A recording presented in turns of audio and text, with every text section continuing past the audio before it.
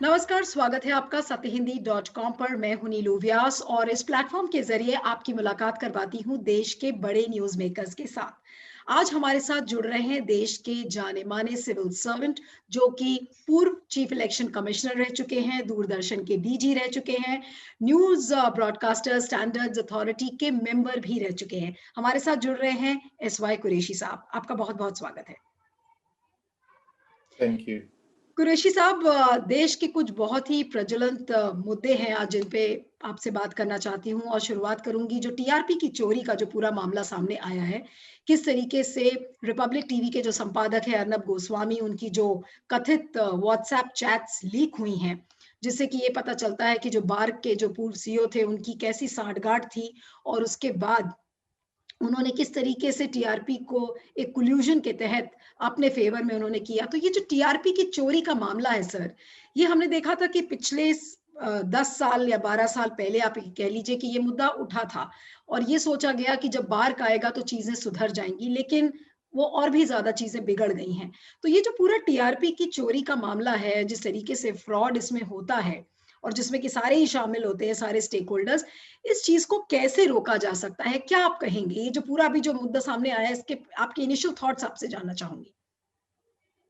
देखिए, पहले तो मैं आपको इस फ्रॉड की हिस्ट्री बताना चाहूंगा। 2002 और 3 में मैं डीजी दूरदर्शन था। हम्म। तो उस वक्त मुझे ये शुबह हुआ किसी स्टेज पे कि जितनी भी एडवर्टाइजिंग थी वो केबल एंड सैटेलाइट चैनल को, पर्टिकुलरली कुछ इस चैनल जो बड़ी मशहूर हो गई थी, उनको ही जाती थी। जी। और फिर मैंने ये देखा कि उस फिगर्स की जो बदमाशी जो मुझे नजर आई कि उस वक्त 2002 की मैं बात कर रहा हूँ, उस वक्त 50% होम्स में तो केबल एंड सैटेलाइट था ही नहीं, यानी सिर्फ टेरेस्ट्रियल चैनल थी, यानी सिर्फ दूरदर्शन था 100%। तो 100 में से 100 घरों में आधे हिंदुस्तान में तो दूरदर्शन था। बाकी के हिंदुस्तान में चलिए बहुत सारी सैकड़ों चैनल आ गई थी, उसमें से हमारा शेयर 2% दिखाया जाता था। तो 100 में से 100 और 100 में से 2, तो 102 हो गया, डिवाइडेड बाय 2, यानी 51% शेयर दूरदर्शन का था। ये चौथी क्लास का मैथमेटिक्स का स्टूडेंट भी बता दे। हम्म। लेकिन जो फ्रॉड हमारे साथ होता था कि ये जो टाइम वाले थे, ये इस तरह दिखाते थे कि केबल एंड सैटेलाइट में तो सिर्फ दूरदर्शन 2% है, तो उसके मुताबिक हमको एडवर्टाइजिंग सपोर्ट मिलती थी। और बाकी 50%, हाफ ऑफ इंडिया, जो पर्टिकुलरली रूरल इंडिया जहाँ हम 100% थे, वहां हमको तेल और टूथपेस्ट बेचने के लिए भी एडवर्टीजमेंट नहीं दिया जाता था। तो ये तो पेटेंटली बेवकूफी थी कि जो प्रोडक्ट जो रूरल एरियाज के हैं, जो बड़ी बड़ी कंपनी जो बनाती हैं, और वो भी वो एडवर्टाइज हमारे यहाँ नहीं करते थे, केबल एंड सैटेलाइट होम वाली चैनल को करते थे। अच्छा, हम्म। उसमें कितनी बेईमानी ईमानदारी में हम उस पर जा ही नहीं रहा। चलिए, वो 2% हमारा जो दिखाते थे उसको ठीक भी मान लें, हम्म। लेकिन हमारा तो बाकी का 50% कहाँ चला गया, जो जिसमें हम 100% थे हम्म। उसको इन्होंने वो ये छुपाते थे। फिर एक उन्हीं की फिगर हम देखते थे उस जमाने में कि हमारे ऑल टीवी होम्स के 50 टॉप प्रोग्राम क्या हैं, उसमें से 35 हमारे होते थे ऑल होम्स में। और केबल एंड सैटेलाइट होम में हम 0 होते थे 50 में से। ना ये 35 आउट ऑफ 50 जो हमारी एवरेज थी, वो ऑल होम में अगर इतनी है तो केबल एंड सैटेलाइट होम में भी तो हमारी कुछ प्रेजेंस थी, उसको बिल्कुल ही निगेट करते थे। हम्म। उसका नतीजा क्या होता था कि एक जमाने में ये एक टीवी चैनल, न्यूज चैनल जो अपने को सबसे तेज कहती थी, उसने हिंदुस्तान की नंबर 1 न्यूज चैनल अपने को डिक्लेयर किया। पता है कितने ऑडियंस शेयर के साथ? 4%। 4%, 92% शेयर नेशनल टेलीविजन पे हमारे जो प्राइम टाइम न्यूज का शेयर था। तो 92% को कोई जिक्र नहीं, बिल्कुल साइडलाइन कर दिया। 4% वाला अपने को इंडिया का नंबर 1 कहने लगा। तो सबसे तेज तो हुआ चालाकी में ना। ये चालाकी कैसे पॉसिबल हुई? क्योंकि इसके पीछे ये जो टाइम इन टाइम वाले रैकेट था। दूसरे उन्हीं दिनों मैंने देखा कि शुरू में जब मैं पोस्टिंग हुई थी मेरी, कि एक उस जमाने में 2 कंपनियां होती थी, एक इन टाइम भी होती थी। और इन टाइम के फिगर्स और टाइम के फिगर्स हर हफ्ते बिल्कुल ही डिफरेंट आती थी ना। क्या साइंटिफिक एनालिसिस हुआ कि अगर 2 रिसर्च एजेंसी बिल्कुल अलग रिजल्ट दिखा रही हैं, तो टाइम वाले चूंकि रिचर थे, एसी नीलसन, उन्होंने इन टाइम को खरीद लिया और खरीद के ये in way it is cartelization, what else, cartelization ही तो हुई है। जी। तो ऐसा है जैसे क्रिमिनल दो ग्रोह जब लड़ रहे होते हैं तो एक दूसरे को एक्सपोज करते हैं और पुलिस उनको पकड़ती रहती है, कभी इसकी शिकायत है कभी उसकी शिकायत।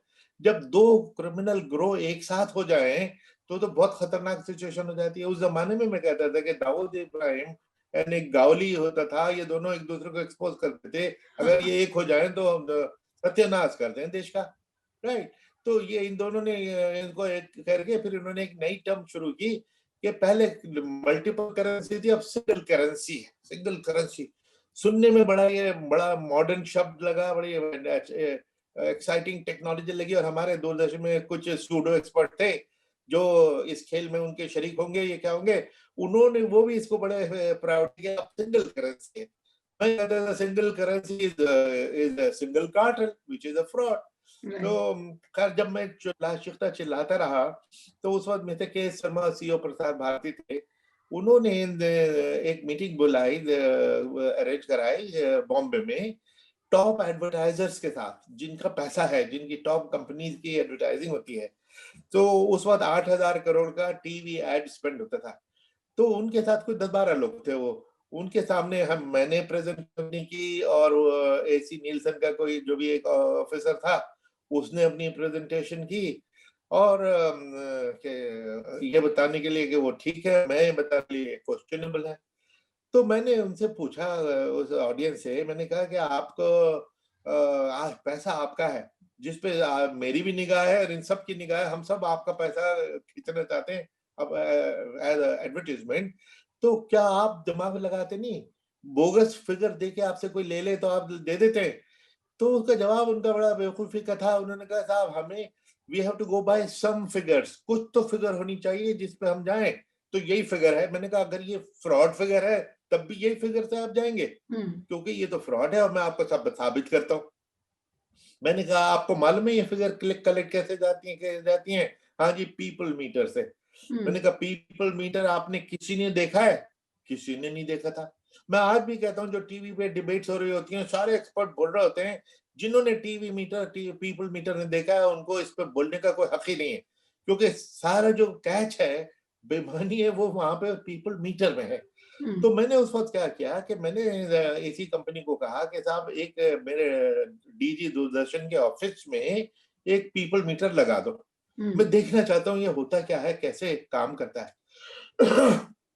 बहुत सीखने को मिला।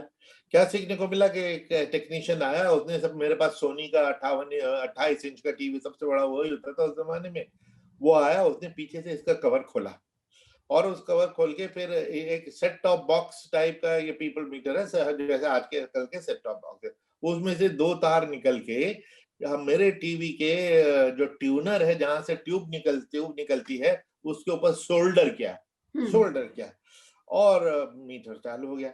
तो इससे दो चार क्वेश्चन ना, वो एक सबसे पहले तो ये कि जब जैसे ही अगर टीवी के पीछे कोई स्क्रू ड्राइवर भी कोई लगा दे तो उसकी वारंटी खत्म हो जाती है। दैट मीन्स आपने सर्विस सेंटर में उसको नहीं खुलवाया, किसी प्राइवेट ने उस टीवी के अंदर खोला। अब कौन बेवकूफ है कि जो अपना इतना एक्सपेंसिव टीवी सिर्फ समाज सेवा में, इस रिसर्च के लिए कि ताकि research free and fair research हो जाए कि साहब हमारा टीवी इस्तेमाल कर लीजिए और हम आपको कोऑपरेट करेंगे। दूसरी जो बिगर इसमें जो प्रॉब्लम है कि इसमें जैसे आपके पास टीवी का रिमोट होता है ना, इसी तरह इसका एक रिमोट था। उस रिमोट में जैसे हस्बैंड का बटन नंबर 1, वाइफ का बटन नंबर 2, एक बेटी का, एक बेटे का, एक सर्वेंट का, 4-5 बटन है। हम्म। और एक कमरे में टीवी लगा हुआ है, अगर मैं देख रहा हूँ मैंने बटन दबा दिया, मेरी वाइफ थोड़ी देर में आई, बटन दबा उनका दबा दिया, फिर वो किचन में चली गई तो अब मुझे बटन दबा देना चाहिए कि अब वो किचन में यहाँ नहीं है, वो कमरे से बाहर चली गई। हम्म। कौन आया कौन गया, आया गया तो होता रहता है। यानी आप ईमानदारी से वो बटन दबाते रहिए। हम्म। कौन बेवकूफ आदमी, रिच और पुअर, इवन द पुअरेस्ट, ये दिन भर की एक्सरसाइज है कि 24 घंटे बटन दबाता रहेगा। 2 दिन तो मैंने भी बटन दबाया like a fool, because I hmm. Wanted to feel it कि हम्म। होता क्या है ये। तो वो बटन दबाना बड़ा मुश्किल था। फिर ये कि एक बटन दबा के आप भूल जाते हैं, और जो टाइम के मेथड ये है।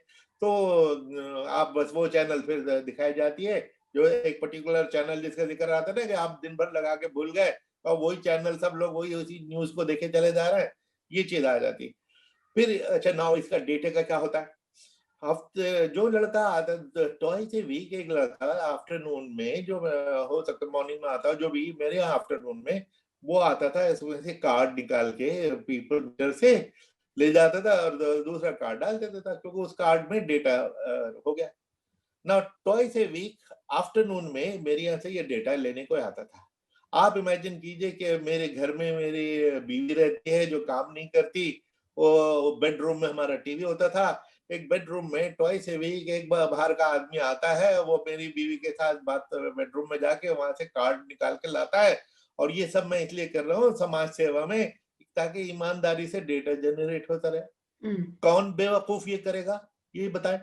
तो क्या चीज में था, फिर मैंने शुरू शुरू में इस आदमी से पूछा जो लड़का आता था कि बेटा ये बताओ कि तुम जिस घरों में ये मशीन लगाते हो, क्या इनको कुछ पैसा देते हो?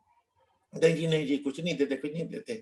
लेकिन चूंकि अब ये हर हफ्ते आता था तो मेरी इससे अच्छी, मैं इसको चाय पिलाता था, इसके साथ में बैठ के समोसा खाता था, तो मेरी दोस्ती भी हो गई। तो उसने फिर धीरे-धीरे मैंने सारे बाद राज़ में आपको पूछा कि बताए फिर इसी तरह से। फिर उसने बताया, उसने कहा कि साहब हम कैश तो नहीं देते, हम इन काइंड देते हैं। तो एक ही बात है, क्या देते हैं कि जी कि डिनर सेट दे दिया, प्रेशर कुकर दे दिया, इत्यादि चीजें देते हैं।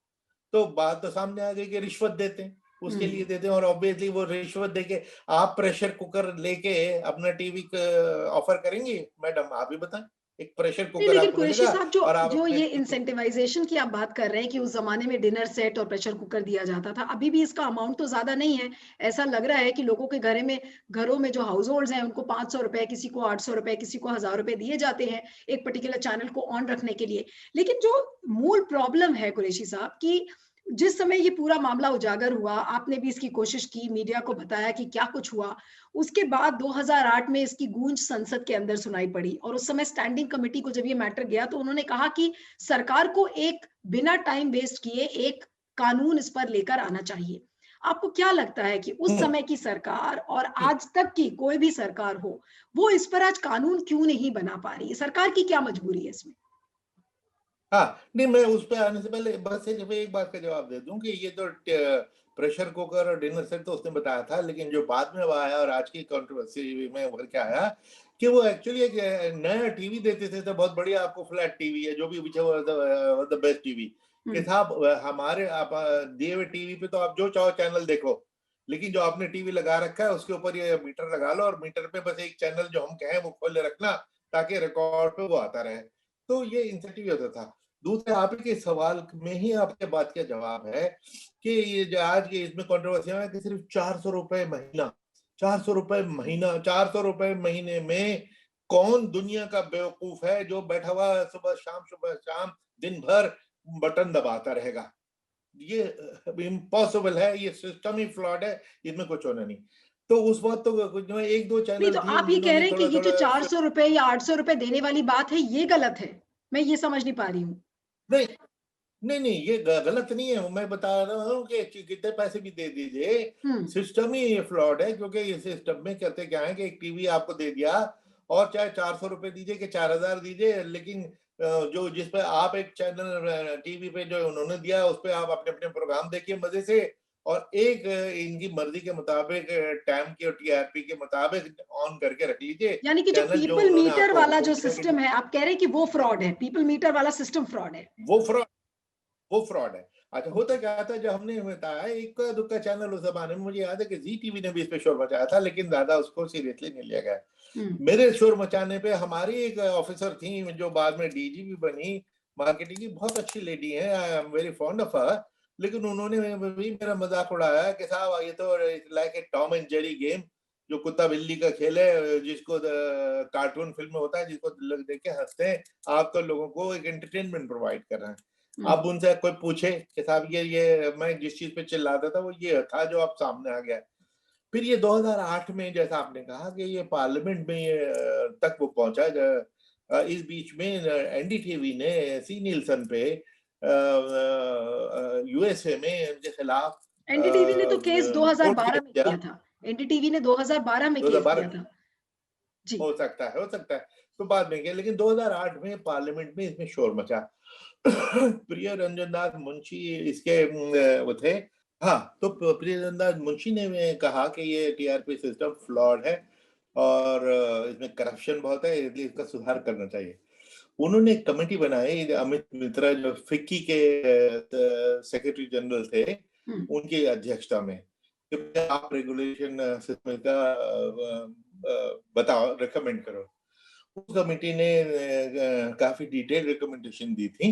हुँ, उसका क्या हुआ ये हमें मालूम नहीं ना। अमित मित्रा कमेटी ने फिर अपनी रिकमेंडेशन दी, उसका क्या बना या ये जानना पड़ेगा, मालूम करना पड़ेगा। लेकिन फिर ये फैसला हुआ कि एक नई रेगुलेटरी बॉडी बनाई जाए, सेल्फ रेगुलेटरी बॉडी, और बार्क, ये जो ब्रॉडकास्टिंग ऑडियंस रिसर्च काउंसिल, ये बनाई गई। और 2010 में ये बनी।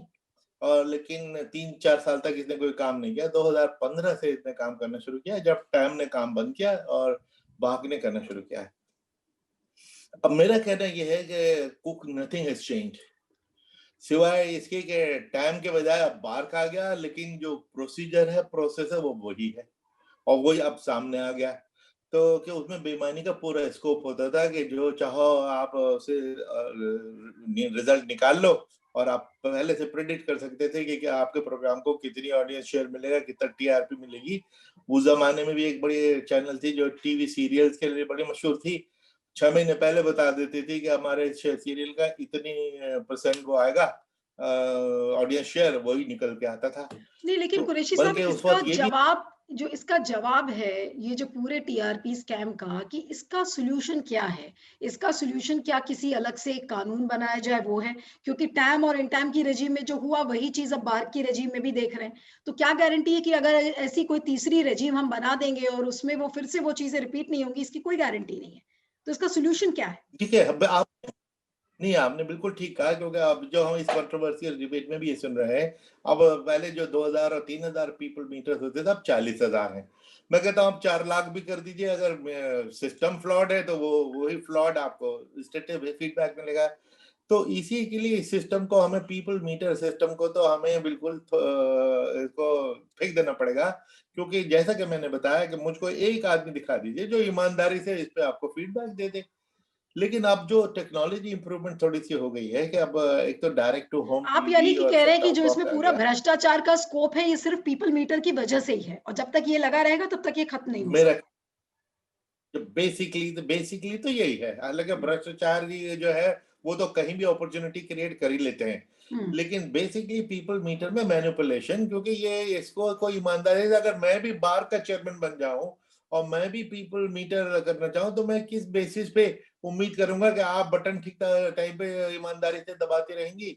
वो पॉसिबल ही नहीं हो, जैसा कि मैंने आपको बार बार नहीं, कह लेकिन के कुरैशी समझाने साहब की इसमें कोशिश की। कानून कितना कारगर साबित होगा? अभी भी ये जो रिपब्लिक टीवी की जो टीआरपी चोरी का स्कैम सामने आया है, इसमें सरकार ने एक समिति का गठन किया है, जो कि शशि शेखर वेम्पति के हाँ। अंडर में है, जो प्रसार भारती के चेयरमैन हैं। अब ये कमिटी कितनी कारगर साबित होगी? इन्होंने कहा कि हम सारी चीज़ों, जितने भी नुएंसेस हैं, उनको एग्ज़ामिन करेंगे, फिर आगे बढ़ेंगे। लेकिन क्या होगा? उससे हल क्या निकलेगा?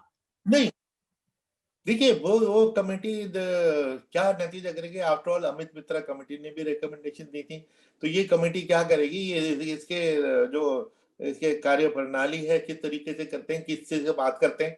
मैं तो ये उम्मीद कर रहा था कि मुझे बुला के मुझसे भी पूछेंगे कि भाई आप भी एक विक्टिम रहे हो इसके, और एक प्लेयर और इसके रहे, आप भी बताओ आप क्या करना चाहते हो। जिसमें मैं उनको बताऊंगा कि देखिए, मेरे तो 2 सॉल्यूशन है। कि एक तो आपको जो याद दिलाऊंगा कि टाइम और इन टाइम के फिगर्स अलग आते थे, हुँ। तो कंपटीशन खत्म कर दिया। तो किसी भी मार्केट सिस्टम में कंपटीशन का होना जरूरी है। मैं कहता हूं एक तो 4 कंपनियां शुरू कर दो, कि हर शहर में 4 कंपनियां इंडिपेंडेंटली मॉनिटर करेंगी। देख लीजिए क्या क्या रिजल्ट आते हैं उन चारों के। एक तो कंपटीशन रिवाइव कर दीजिए, और बल्कि बढ़ा दीजिए, इंस्टीट्यूशनलाइज कर दीजिए कि कम से कम 4 कंपनियां करेंगी, तो आप तब कह रहे मानेंगे हैं कि वो जो ये एक ने टीआरपी बेईमानी की रेटिंग को मेजर करने वाली कंपनीज हैं, उनकी मोनोपोली नहीं होनी चाहिए किसी एक कंपनी की। ऐसे कई प्लेयर्स होने चाहिए मार्केट में। करेक्ट। ओके। नहीं, लेकिन कई प्लेयर्स मार्केट में इस तरह नहीं कि एक बंबई में, एक दिल्ली में और कलकत्ता में, हुँ। एक ही जगह 4-4। ताकि ओके। एक ही जगह उन्हीं ऑडियंस को चार लोग वो कर रहे हैं, वरना तो वो एक जगह एक की मोनोपोली, दूसरी की जगह दूसरी मोनोपोली, तो मोनोपोली रही। हम्म। इन द सेम स्फीयर जहाँ एरिया ऑफ स्टडी है, वहां पे चार चार होनी चाहिए। जैसा कि टाइम एंड टाइम के जमाने में दो थी और अलग अलग फिगर देती थी, अब चार चार लगा दीजिए तो चार चार फिगर आपको दिल्ली की, मुंबई की, नहीं, लेकिन कोलकाता की उस समय लग जब 2 जाएंगी। कंपनीज़ थी, उस समय भी टीवी चैनल्स ने यही बोला कि इतने सारे अलग-अलग 2 कंपनीज़ को डेटा देना और कितना इन इसमें इनकन्वीनिएंट है। इनकन्वीनियंस उन्होंने साइट किया था। नहीं तो अब नहीं, क्या इनकन्वीनियंस? देखिए, अगर मेरा पैसा है तो मुझे इसमें क्या इनकन्वीनियंस है? मेरा सबसे पहला धर्म ये होना चाहिए कि मेरा पैसा ठीक चैनल को जाए जो जेन्युइन है। दूरदर्शन को उन्होंने पैसा देने क्यों बंद किया, जबकि दूरदर्शन का 52% ऑडियंस शेयर था? आधे देश में रूरल एरिया में 100% ऑडियंस शेयर था और एक पैसा हमको नहीं देते थे, तो वो उनकी अकल कहाँ गई? तो उनका ये कहना है कन्वीनियंस नहीं। कन्वीनियंस का क्या मतलब होता है? कन्वीनियंस मैं और आप आम सिटीजन जो उसे जा सकते हैं।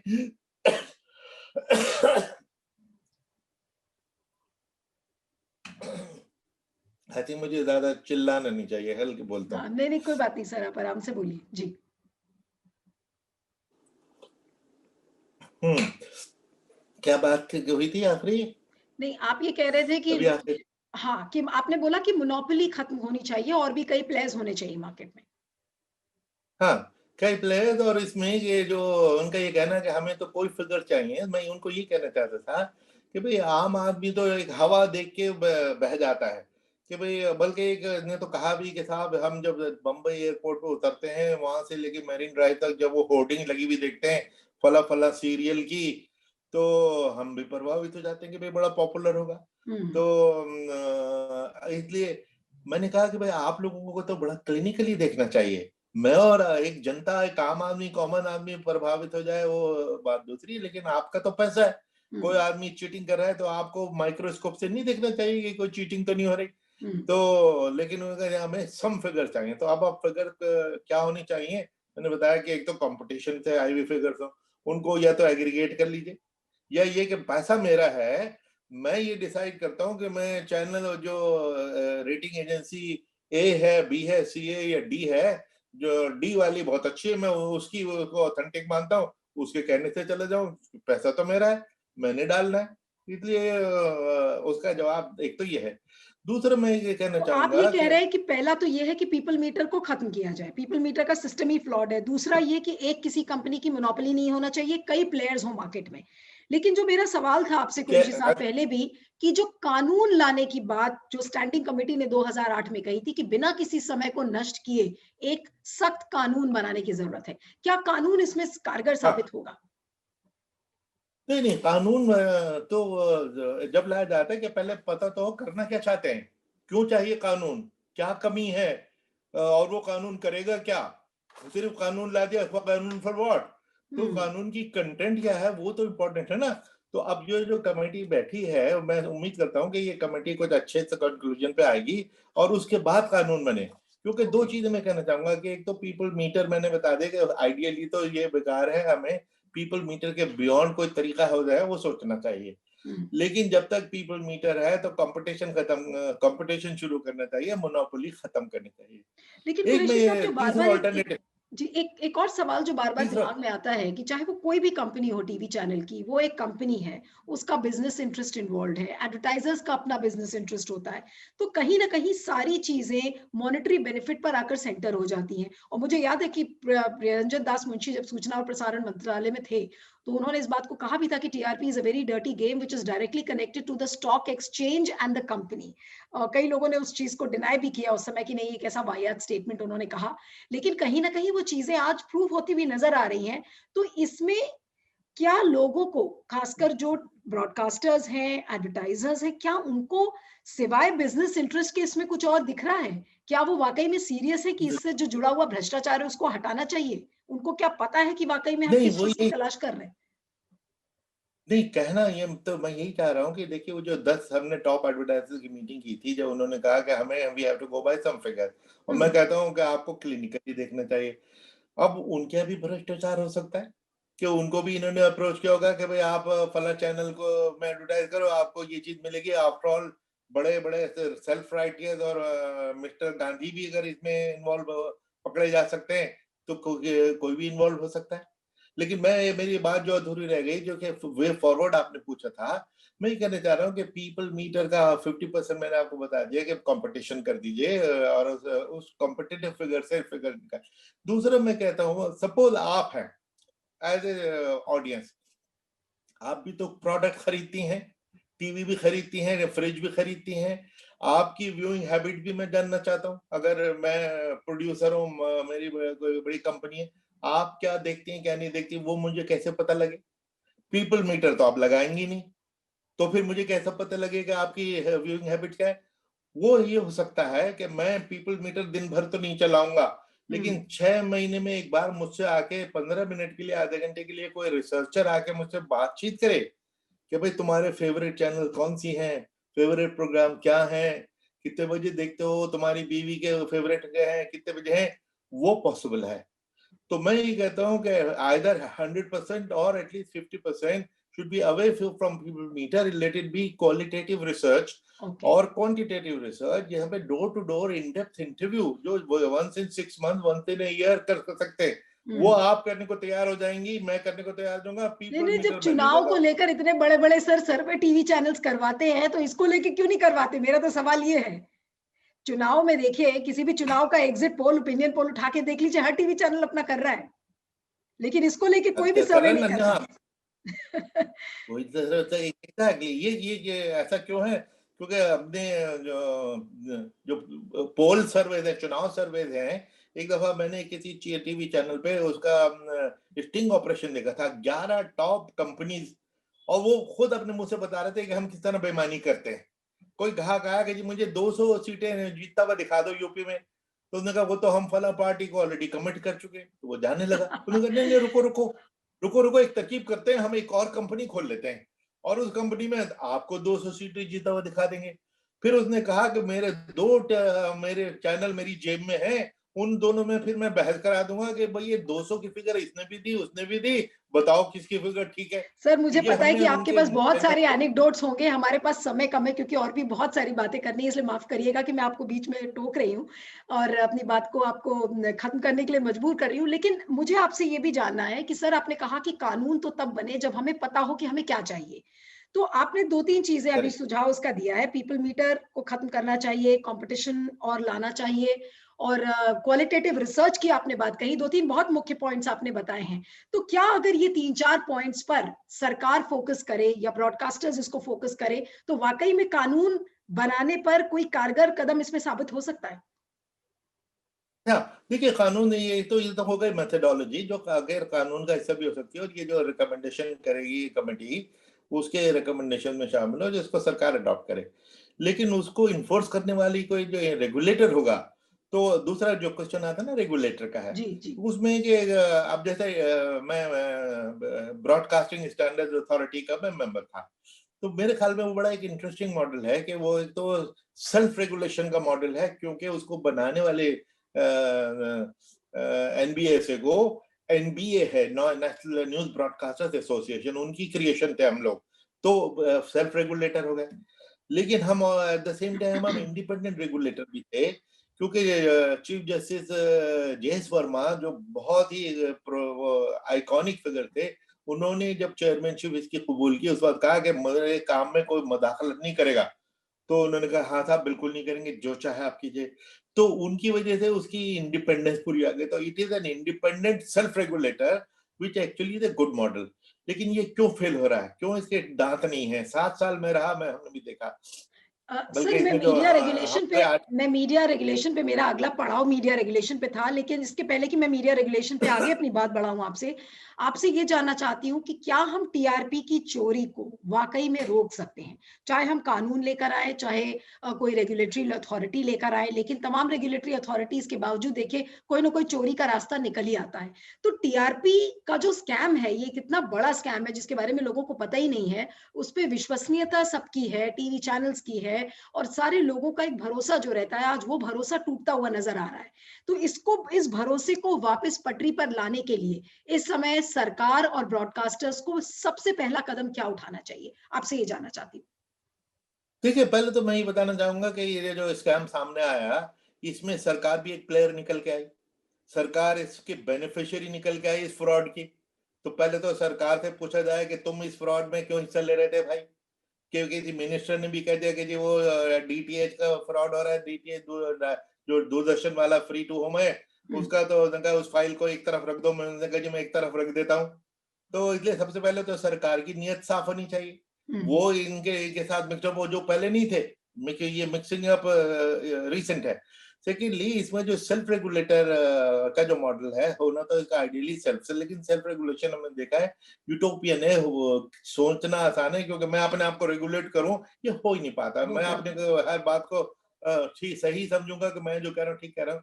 इसलिए इंडिपेंडेंट रेगुलेटर जो ऑफकॉम ऑफकॉम ज आप यूके उसकी का बात है, कर रहे ऑफकॉम वो बहुत ऑफकॉम बहुत अच्छा है। तो उसका जगह एक independent regulator, after election commission में पार्टियों के बीच में इंडिपेंडेंट रेगुलेटर का काम करता नहीं करता? तो मॉडल कोड को इन्फोर्स इंडिपेंडेंटली करता है नहीं करता? तो इसलिए इसका independent regulator away from the government वो हमें बनाना चाहिए। और तो अच्छे रूल्स और उसको इम्प्लीमेंट करने वाला अच्छा रेगुलेटर, ये दोनों चीजें चाहिए। और जैसे ये चीज़ बिना इलेक्शन जब कानून के भी अनाउंस तो मुमकिन है। आप कह रहे हैं कि ये चीज़ बिना कानून लाए हुए भी मुमकिन हो सकती है। करेक्ट करेक्ट, क्योंकि ओके। कानून से के जरिए हम करना क्या चाहते हैं, बेसिकली जो हमने करना क्या है उस पर क्लैरिटी होनी चाहिए। तो बगैर कानून के भी हम बिल्कुल सफेदी कर सकते हैं। कानून की इंटरवेंशन ये हो सकती है कि गवर्नमेंट अगर कोई एग्जीक्यूटिव ऑर्डर करती है ना, लोग उस पर फट से पाउंस करते हैं कि भाई मीडिया में इंटरफियरेंस हो रही है। हुँ, लेकिन हम जैसे एनबीएसए में भी हमारे सजेशन ये था कि एनबीएसए के हमारे जो किसी पे हम फाइन करते थे 1 लाख का फाइन, 1 लाख का फाइन तो उनको नीचे ज्यादा प्रॉब्लमेटिक होता था।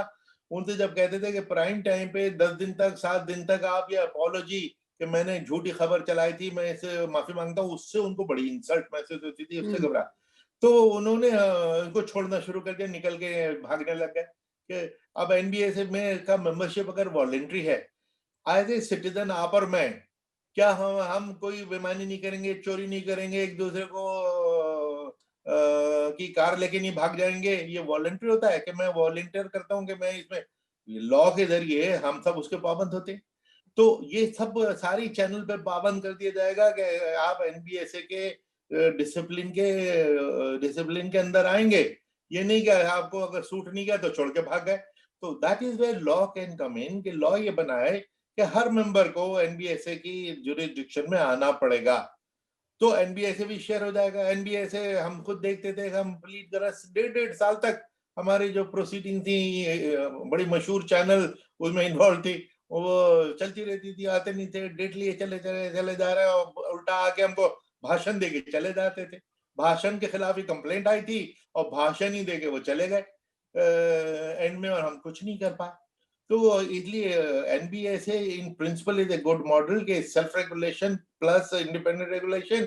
एक्सेप्ट इसमें जो कमी है कि इसकी जो मेंबरशिप वॉलंटरी है, उसको कंपलसरी कर दिया जाए। नहीं, लेकिन हालांकि सर उसके जो आपने कंपल्सन में ये है जहाँ तक मीडिया को रेगुलेट करने की बात है, कंटेंट को रेगुलेट करने की बात है, अभी हमने हाल में देखा था कि किस तरीके से सुदर्शन टीवी का एक मामला सामने आया, जो यूपीएससी लव जिहाद का केस पूरा उसको स्ट्राइक डाउन किया सुप्रीम कोर्ट ने। तो सिर्फ टीवी के कंटेंट को ही नहीं, बल्कि सोशल मीडिया के कंटेंट को लेकर भी बहुत सारे सवाल खड़े हो रहे हैं कि किस तरीके से उन पर लगाम कसी जाए। तो ये जो लक्ष्मण रेखा है, ये जो थिन लाइन है, इसे कौन ड्रॉ करेगा? बार-बार एक रेगुलेटरी अथॉरिटी की देखिए बात होती है। आपने अभी एनबीएसए की बात कही, लेकिन उसके पास स्टैट्यूटरी पावर्स नहीं है, जैसे ऑफकॉम के पास है, because it correct, is made through an act of parliament. Yes, yes, quite right. तो वही मॉडल मैंने अपने आर्टिकल में भी ऑफकॉम इसीलिए सजेस्ट किया था कि एक एक्ट ऑफ पार्लियामेंट इस इंडिपेंडेंट रेगुलेटर को एम्पावर कर दे, टीथ दे दे। हुँ। तो ये सोल्यूशन है, वरना अपना सरकारी रेगुलेटर किसी को एक्सेप्टेबल नहीं है, मुझे भी एक्सेप्टेबल नहीं है। तो इसलिए कानून की सपोर्ट इसमें जरूरी होगी। नहीं, लेकिन कुरैशी साहब आपने कहा कि जो सेल्फ रेगुलेशन का मॉडल है, आप कह रहे हैं कि वो बिल्कुल फेल हो चुका है। ये वो फेल हो चुका है इस तरह कि वो साइकोलॉजिकली भी या ह्यूमनली इम्पॉसिबल होता है हुँ, कि कौन अपने दही को खट्टा कहता है। आप जेन्युइनली आप अपनी बात को सही समझेंगी, मैं अपनी बात को सही समझूंगा जेन्युइनली। लेकिन एक इंडिपेंडेंट, एक थर्ड पर्सन जो इंडिपेंडेंट है, सरकार के प्रेशर में नहीं है, वो मुझको कहे कि भाई आप गलत कह रहे हो, नहीं, नीलू लेकिन जी ठीक कह रही हैं, नहीं, बट तो कुरैशी साहब मुझे ये बताइए कि जो हम सेल्फ इंडिपेंडेंट जो मॉडल आप जिसको बता रहे हैं कि जो एक इंडिपेंडेंट रेगुलेटर का मॉडल है, उसकी क्या गारंटी है? कौन डिसाइड करेगा कि वो एक इंडिपेंडेंट रेगुलेटर होगा? उसको कोई तो डिसाइड करेगा, और उसकी मतलब उसकी निष्पक्षता पर सवाल नहीं खड़े होंगे, इसकी क्या गारंटी है? नहीं, उसकी देखिए कंपोजिशन, एनबीएसए की निष्पक्षता पे आज तक कोई किसी ने उंगली नहीं उठाई। उसकी इफेक्टिवनेस पे जरूर उठा ली हो, निष्पक्षता पे नहीं उठाई, क्योंकि जस्टिस जे.एस. वर्मा ने जो गाइडलाइंस फ्रेम की, कि एक तो it headed by former chief justice, then उसके बाद जस्टिस रविंद्रन थे, अब जस्टिस सीकरी हैं, तीनों चेयरमैन हमारे बिल्कुल ही टॉप रेपुटेशन के लोग। फिर 4 इंडिपेंडेंट रेगुलेटर थे, जिसमें मैं भी था, तो मुझे तो ऑब्वियसली कोई इंटरेस्ट नहीं था। चारों के चारों हम इंडिपेंडेंट रेगुलेटर जो थे मेंबर, बिल्कुल इंडिपेंडेंट व्यूज रखते थे। और 4 हमारे पास उसमें एडिटर्स थे, जो क्योंकि एडिटोरियल प्रॉब्लम क्या होती है न्यूज रूम में, क्या होता है, वो बताने के लिए हमने देखा, वो चारों जो न्यूज वाले भी होते थे हमारे मीटिंग में आके, कभी उन्होंने कोई गलत बात नहीं की किसी ने। बल्कि अगर किसी चैनल के, उसी मेंबर की चैनल के खिलाफ कोई कंप्लेंट थी, तो उसको रिफ्यूज करना पड़ता था, वो नहीं, कमरे से लेकिन बाहर कुरैशी जाके साहब, उसके। आप जिस दौर की बात बता रहे हैं, मतलब जिस समय आप एनबीएसए में थे और जिस तरीके के साल भर डिसीजंस पहले, को लिया जाता था। साल साल भर पहले मैडम, ओनली साल भर पहले तक। नहीं, नहीं, बट मैं जो सवाल आपसे करना चाह रही हूँ कुरैशी साहब, कि अभी हाल में आपने देखा कि जिस समय सीए का प्रोटेस्ट हो रहा था और शाहीन बाग का प्रोटेस्ट हुआ, उसके बाद कोविड पैंडेमिक के समय किस तरीके से एक खास समुदाय को विलिफाई किया गया, उस तरीके का जो एक जहर भरा जो कवरेज होता है, एक नहीं कई टीवी चैनल्स ने इसको किया, हालांकि कुछ प्लेटफॉर्म्स उससे भी बच के भी चले। तो उसको आप कैसे रेगुलेट करेंगे? आज उस चीज से कैसे बचेंगे? आप किसी भी टीवी डिबेट को उठा के देख लीजिए, उसमें किस तरीके से जो सत्तारूढ़ दल के जो लोग हैं, वो बिल्कुल ऐसा हावी हो जाते हैं कि जो विपक्षी पार्टी से उनको बोलने ही नहीं दिया जाता, उनको उनका स्पेस ही नहीं है मीडिया में। देख- तो इन सब चीजों को देखिए, आज कैसे सुनिश्चित एनबीए, किया जाए? मैं कहता हूँ कि एनबीएसए टाइप की बॉडी को ही ऑथोराइज कर दिया जाए, अगर उसको ठीक दिया जाए, अगर उसकी रिकमेंडेशन पे लाइसेंस छीन लिया जाए। अब वो, हाँ, 1 लाख रुपए का फाइन और अपॉलॉजी अपॉलॉजी दिखाओ, इस पे करते हैं, इसमें कोई ज्यादा दम नहीं, अपॉलॉजी ने दिखा भी दी, फिर वो हरकत कर दी। तो ये सजा काफी नहीं थी, अगर हम इनका लाइसेंस छीन सके। लाइसेंस छीनने की अथॉरिटी हमारे पास नहीं है, वो हमको कानून ही दे सकता था, वो वहां पे वो कानून की सपोर्ट आ सकती है। नहीं, तो ये जो स्टैट्यूटरी आफ्टर ऑल बैकिंग जो की आप बात कर रहे हैं कि एनबीएसए के पास अगर इतनी पावर्स हो कि वो किसी भी चैनल का लाइसेंस कैंसिल कर दे, तो इस चीज का निर्णय तो सरकार को ही लेना पड़ेगा ना? नहीं नहीं नहीं, सरकार एक्ट के जरिए ऑफकॉम की जो हम बात कर रहे हैं, ऑफकॉम लोगों चैनल को फाइन करते रहता है, कि हम्म। वो पावर सरकार डेलीगेट कर देती है, कि भाई जो भी एनबीएसए कहेगा, जिसको जिसको गिल्टी पाया, उसको सरकार मैंने इलेक्शन कमीशन की एक मिसाल दी थी, कि election commission is an independent body, hmm. Right. हम अगर ये कहते हैं, किसी कोई भी डायरेक्शन देते हैं कि चीफ सेक्रेटरी को वहां से हटा दो, डीजीपी को हट निकाल दो, उसके कर दो, जो कहते हैं, तो सरकार उस पर अमल करती है। क्योंकि क्योंकि इंडिपेंडेंट रेगुलेटर ने अगर एक अपनी जजमेंट दे दी कि इसने मॉडल कोड वायलेट किया था, इसके खिलाफ एक्शन लो, सरकार अगर अपना आयमाइशाएं करने लगे कि नहीं नहीं ये वो फला रूल दिखाया, तो नहीं चलेगा। सरकार है टू गारंटी कि भाई हम एनबीएसए को इंडिपेंडेंट मानते हैं और इसको पावरफुल बनाना चाहते हैं, पावर सरकार देती है, उसको इम्प्लीमेंट ईमानदारी से ये लोग करें। और उसकी फिर कॉम्पोजिशन में भी हमें देखना होगा कि कॉम्पोजिशन ठीक होनी चाहिए, कि और अगर जैसे जो चेयरमैन है, जज साहब की अध्यक्षता में ही मेंबरशिप का सिलेक्शन हो, और एनबीए में हर किस्म के मेंबर हैं, वो मिलके ही सबको चुनते हैं, वो अपने इन मेंबर्स को चुने, तो मेंबर्स का सिलेक्शन अच्छा हो, चेयरमैन का सिलेक्शन अच्छा हो, पावर लॉ की तरफ से मिल जाए, ऑफ कॉम टाइप का मॉडल हो, ये तो अच्छा वर्क कर सकता है। लेकिन जो कुरैशी साहब इस समय जो चुनौती है, सोशल मीडिया भी एक बहुत बड़ी चुनौती है। मेन स्ट्रीम मीडिया तो है ही कि जो बिल्कुल एक पार्शियल कंटेंट है वो दिखा रहा है, जो बहुत ज्यादा इंक्लाइंड है टुवर्ड्स द गवर्नमेंट। बिल्कुल ऐसा लग रहा है कि जितने भी टीवी चैनल्स हैं वो बिल्कुल सरकार के प्रति नतमस्तक हो चुके हैं। बिल्कुल इस तरीके का एक एजेंडा दिखाया जाता है। उसी को काउंटर करता हुआ एक जो एक्सप्रेशन ऑफ व्यूज है वो सोशल मीडिया पर दिखता है। आपके हिसाब से डेंजरस कौन सा ज्यादा है, मेन स्ट्रीम मीडिया और social media? Which one is more dangerous according to you? देखिए And which needs देखिए more regulation? जिसको रेगुलेट करने की ज्यादा नहीं जरूरत नहीं है। नहीं नहीं, एक तो इसको हम आइदर और ने समझिए, दोनों को रेगुलेट करने की जरूरत है। Okay. और surely social media is more dangerous because of its anonymity. कम से कम किसी टीवी चैनल ने कोई नालायकी की, हम उसका नाम जानते हैं, उसको सू कर सकते हैं, कुछ ना कुछ एक्शन ले सकते हैं कि तभी इफेक्टिव। लेकिन जो एनोनिमिटी में नेमलेस फेसलेस लोग जो बकवास कर रहे हैं ना, तो उनके खिलाफ जहर फैला सकते हैं। एक देश में आधे घंटे के अंदर पूरे देश में आग लगा सकते हैं ये, इसलिए इनका ये ज्यादा खतरनाक है। इसलिए आइदर और छोड़िए, इनकी भी रेगुलेशन होना चाहिए। इसके ऊपर मेरा व्यू ये होता है कि ये सोशल मीडिया को रेगुलेशन की जब पहली बार बात हुई 2013-14 में, तो अगेन लोग कूद पड़े कि साहब रेगुलेट करेंगे। अरे भाई क्यों नहीं मेट करेंगे? Now social media is also media, तो whatever laws apply for media should also apply to social media. ये कोई आसमान से थोड़ी टपका है, ये आप भी कह रहे हैं लॉ, कि ये भी वही नियम मीडिया है। कानून जो मीडिया के ऊपर लागू होते हैं उनको सोशल मीडिया पर भी लागू किया जाए। लागू करनी चाहिए because it is also media. और उसके ऊपर दूसरा क्रिटिसिज्म ये होता था कि भाई हम उनको पकड़ेंगे कैसे? भाई पकड़ेंगे कैसे cannot be the reason के why we should not have any law. पकड़ना तो रेपिस्ट को भी मुश्किल होता है, डाकू को भी पकड़ना मुश्किल होता है, उसकी वजह से हम उसको लीगल थोड़ी कर देंगे। पकड़ने की कोशिश करते रहेंगे, कहीं ना कहीं टेक्नोलॉजी आ जाएगी जो पकड़ने लगेगी। और मैंने तो ये 7 साल पहले आर्टिकल कई लिखे थे, और अब 7 साल में तो पकड़ने की टेक्नोलॉजी आ भी गई है, तो बड़ा आसानी से पकड़ा जा सकता है। सबसे आसान चीज ये है कि हम फोर्स करें ये फेसबुक और ट्विटर वगैरह के जो सारे नेमलेस और फेसलेस हैं, उनको फौरन निकाल के बाहर करो। नहीं, अरे लेकिन भाई कम एक से एक कम अपना मिसाल के नाम तौर और पर शक्ल तो कुरैशी साहब, दिखाइए।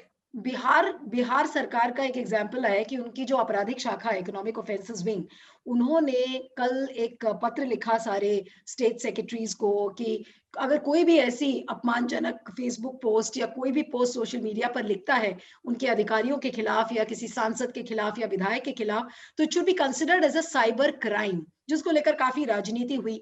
तो क्या इस तरीके के एग्जीक्यूटिव ऑर्डर्स से हम क्या अंकुश लगा सकते हैं, क्या रेगुलेट कर सकते हैं? जैसा कि पिनाराई विजयन की जो सरकार थी केरल में, वो तो अध्यादेश लेकर आए, जब उनकी आलोचना हो गई तो उन्होंने वो अध्यादेश वापस ले लिया।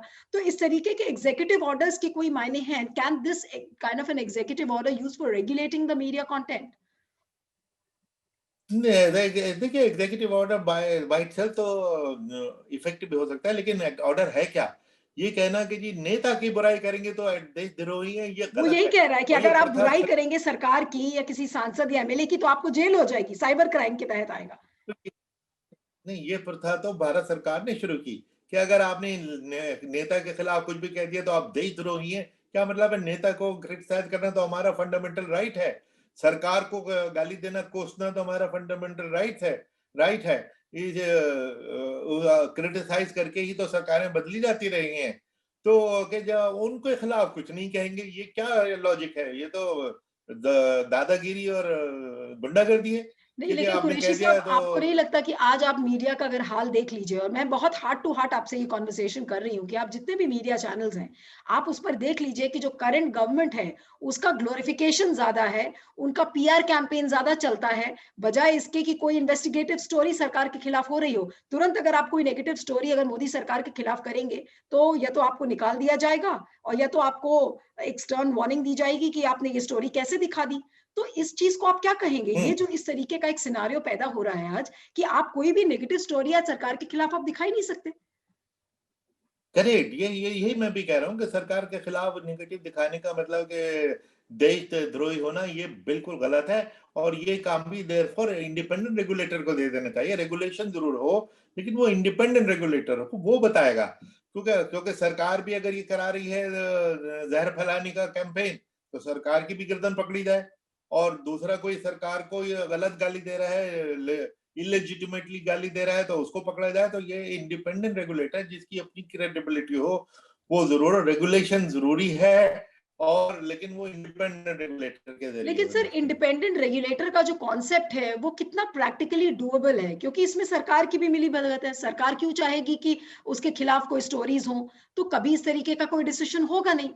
तो ये कितना एक यूटोपियन नहीं आइडिया नहीं लगता? नहीं, ये तो फिर ये कि अगर सरकार आप समझ लें कि जी अब जो सरकार करेगी वही ठीक होगा, सरकार के खिलाफ हम डिमांड भी नहीं कर सकते, तो फिर तो डेमोक्रेसी को खुदा हाफिज। कि भैया डेमोक्रेसी है, अगर पब्लिक ओपिनियन ये डिमांड करती है और कोर्ट भी मदाखलत करें, बदकिस्मती से कोर्ट ने अपना जो जुरिसडिक्शन, अपना जो रोल है वो बड़ा डाइल्यूट कर दिया। जो स्काई हाई रेपुटेशन होती, देखिए रेपुटेशन बनने में लगते हैं साल हर साल, बिल्कुल, और बिल्कुल। टूटने में 5 मिनट नहीं लगते। तो इसलिए कोर्ट को भी देखना चाहिए कि ये इंटरवीन करे जहां पे इंटरवीन करना चाहिए, कि ताकि ये जो दादागिरी होने लग गई कि सरकार को आपने चूं कर दी तो आप अंदर जेल में जाएंगे, और फिर 2-2 महीने तक जेल में रहेंगे, और सर फिर जो ये कहा जाता है व्हाट्सएप। कुरैशी साहब, जो जर्नलिस्ट की कम्युनिटी है, आप वो देख लीजिए कितनी डिवाइडेड है। एक ऐसा तबका है जिसको बोला जाता है वो प्रो गवर्नमेंट जर्नलिस्ट्स हैं, जो सरकार की आलोचना करता है या जो ग्राउंड पर जो ज़मीनी स्टोरीज़ दिखाता है, उसको ये ब्रांड कर दिया जाता है कि वो तो एंटी नेशनल है, सरकार के खिलाफ है। यही तो है जो दूसरा है, उसको आपने लफ्ज गोदी मीडिया यूज करना चाहिए था। गोदी मीडिया बड़ा अच्छा एक्सप्रेशन है, जो पेट डॉग की तरह गोद में बैठा, तो उसको आप चलाते रहिए, तो उस टाइप का मीडिया हमारे यहाँ अनफॉर्चुनेटली बहुत हो गया है। शर्म नहीं आती उनको कि किस मुंह से अपने को वो मीडिया और जर्नलिस्ट कहते हैं, बैठे हुए जिनका काम सिर्फ भोंपू बजाना है, वो अपने को इंडिपेंडेंट मीडिया अपने को कहते हैं। क्या अंधे हैं और जनता अंधी है क्या? लेकिन उनकी गिनती या उनको ब्राइब कर दिया गया है, या उनको डरा धमका दिया गया है, या उनकी कंपनियों पे इनकम टैक्स और एनफोर्समेंट के रेड करके उनको लाइन हाजिर कर दिया गया है। तो सिस्टम तो रॉट कर रहा है, there is no doubt about it. Sir, और आपने उसके आपने लिए बड़ा पूरे देश स्ट्रॉन्ग को वर्ड यूज़ किया कि सिस्टम रॉट कर रहा है, और कई लोग ये बोल चुके हैं कि ये रॉट हो चुका है, और एक ये बहुत ही खतरनाक फ़ेज़ से आपको नहीं लग रहा है कि मीडिया गुज़र रहा है? और इसमें बदलाव क्या हम देखेंगे कुछ इन इन द पॉज़िटिव डायरेक्शन, या चीज़ें यहाँ से और वर्स हो जाएँगी? जिस तरीके का प्रचलन है इस नहीं समय में। देखिए बदलाव तो मैं समझता हूँ कि हर चीज की पीक होती है और उसके बाद सुधार होता है। अब जैसे अगर अभी जो लेटेस्ट वो टीआरपी स्कैम चल रहा है, इसी को ईमानदारी से सरकार भी इसमें काम करे, और जुडिशरी भी इंडिपेंडेंट अपनी इसमें जजमेंट ओपिनियन दे, इसको कवर अप करने की कोशिश न करे। उसको ये कहिए वो व्हाट्सएप तो एडमिसिबिलिटी, एडमिसिबिलिटी का क्या मतलब है? मेरा अगर आपने टेलीफोन पकड़ा, उस पर व्हाट्सएप है, मुझसे पूछना है कि ये तुम्हारा टेलीफोन है, हाँ जी है, ये व्हाट्सएप कन्वर्सेशन आप में हुआ था, है एडमिसिबल हो गया। नहीं, अब उसकी टेक्निकलिटी में जा जाए कि सरकार भी उनको छुड़ा दे, बचा दे, और जुडिशरी भी बचा दे। और इस पे जो क्वेश्चन उठ रहा है, आफ्टर ऑल देखिए कितने लोग जर्नलिस्ट जेलों में सड़ रहे हैं, जर्नलिस्ट। बिल्कुल, और बिल्कुल। एक जर्नलिस्ट 5 घंटे सुप्रीम कोर्ट में डिबेट है सुबह से शाम तक चल के, और उनको फ्रीडम मिल जाता है। तो इस किस्म के 1-2 केसेस अगर होंगे ना, उसके बाद सुधार होगा। तो आप बोलेंगे सुधार की पॉसिबिलिटी यही है कि द फैक्ट कि पहले यूनिवर्सल ट्रूथ जो हो गया था, वो डिबेट में कन्वर्ट हो गया कि क्या मीडिया वाकई बहुत अच्छे लोग हैं, वो सामने आ गए। तो इस किस्म के 2-1 केसेस अगर और होंगे, जिसमें मैं समझता हूँ कि सरकार से तो उम्मीद करनी फिलहाल जरा ज्यादती होगी, लेकिन जुडिशरी को तो इसमें they are the guardian of democracy and our constitution, उन्हें इस पे सोचना पड़ेगा, सोचना चाहिए। लेकिन आपको लगता है कुरैशी साहब कि जो प्रेस को चौथा स्तंभ बोला जाता है, देश के जितने भी लोकतंत्र के अंग हैं, उसमें चौथा स्तंभ है प्रेस का। वो चौथा स्तंभ हिल गया है, फिसल गया है, या बिल्कुल खत्म हो चुका है? आज इसको कैसे देखेंगे आप? मैंने एक दफा एक आर्टिकल में एक एक्सप्रेशन यूज किया था कि चौथा स्तंभ जो है फिफ्थ कॉलम ऑफ डेमोक्रेसी हो गया है। फिफ्थ कॉलम क्या होता है वो आप जरा खुद समझा दीजिएगा। जो फिफ्थ कॉलम जो बागी होता है, जो देशद्रोही होता है, तो ये फोर्थ पिलर फिफ्थ कॉलम में बदल जाए, ये बदकिस्मती की बात है। सबसे बड़ी डेंजरस सिचुएशन ये है, और हमने उसको रिस्टोर करना है, और कुछ सेल्फ इंट्रोस्पेक्शन की जरूरत है। आफ्टर ऑल जर्नलिस्ट में भी अच्छे लोग हैं, बहुत जर्नलिस्ट हैं जो इस सारे सूरत हाल पे चिंता कर रहे हैं। तो उनकी आवाज को और ताकत मिले, वो हमें हम सबको कोशिश करनी चाहिए कि उनको सपोर्ट करें। नहीं, लेकिन सर जितने भी अच्छे जर्नलिस्ट आप देखिए, उनकी तो जॉब्स चली गई हैं, उनको ऑर्गनाइजेशंस ने निकाल दिया क्योंकि उन्होंने अपनी आवाज़ उठाई, सिस्टम के खिलाफ लिखा, सिस्टम के खिलाफ बोला, उनको तो निकाल दिया गया। आज उनके पास जॉब्स ही नहीं है। नहीं, तो हाँ, कुछ कुछ जो इंडिविजुअल्स हैं, एम्प्लॉइज हैं, उनको तो निकाल दिया, लेकिन जैसे कुछ एक दो चैनल्स हैं जो दूध का दूध पानी का पानी रोज करते हैं, वो तो चल ही रहे हैं। तो इस किस्म के लोगों को थोड़ी सी तकवीयत और ताकत देनी चाहिए हमें, और जनता को एक दफा पता लग जाए कि ये मीडिया में ये फ्रॉड जो है ये एक रियलिटी है। और वो बिल्कुल जो उन्होंने चश्मा, डार्क चश्मा लगा रखा है, उस चश्मे से ही सबको देखते हैं कि अगर सरकार की या किसी की तारीफ हो रही है तो ये लोग अच्छे ही हैं, जो गाली देगा वो देशद्रोही है। तो मैं अक्सर भुगतता हूँ ट्विटर पे, अगर कोई जरा सी चीज लिख दी तो इसको सीईसी किसने बनाया, ये कहाँ से आ गया, जो अकल उनको है नहीं। और ज्यादातर ये नेमलेस फेसलेस लोग होते हैं, इनका आप देख लीजिए, इनका ना कोई नाम होगा ना होगा, किसी और का फेस लगा दिया, कोई कुत्ता बिल्ली का लगा दिया, और बातें अपनी कर रहे हैं, मुल्क में जहर फैला रहे हैं। इसको रेगुलेट करने के लिए सरकार में जो चिंता होनी चाहिए और अर्जेंसी, वो हमें उस तरफ सोचना चाहिए। चलिए, बहुत-बहुत शुक्रिया कुरैशी साहब, और इतने बेबाक व्यूज़ रखने के लिए। आपसे बात करके बहुत अच्छा लगा। सत्य हिंदी पर आप आए, और आप सभी दर्शकों से गुज़ारिश है कि अगर गूगल प्ले स्टोर से आपने सत्य हिंदी के ऐप को डाउनलोड नहीं किया है, तो ज़रूर कर लीजिए। और आपके फीडबैक और कमेंट्स का मुझे इंतज़ार रहेगा कि ये एसवाई कुरैशी के साथ ये जो इंटरव्यू रहा टीआरपी स्कैम पर और मीडिया रेगुलेशन को लेकर, ये इंटरव्यू आपको कैसा लगा? मुझे इस फीडबैक का आपसे इंतज़ार रहेगा। कुरैशी साहब, आपका बहुत-बहुत धन्यवाद। Thank you so much. सत्य हिंदी का ऐप डाउनलोड करें गूगल प्ले स्टोर पर।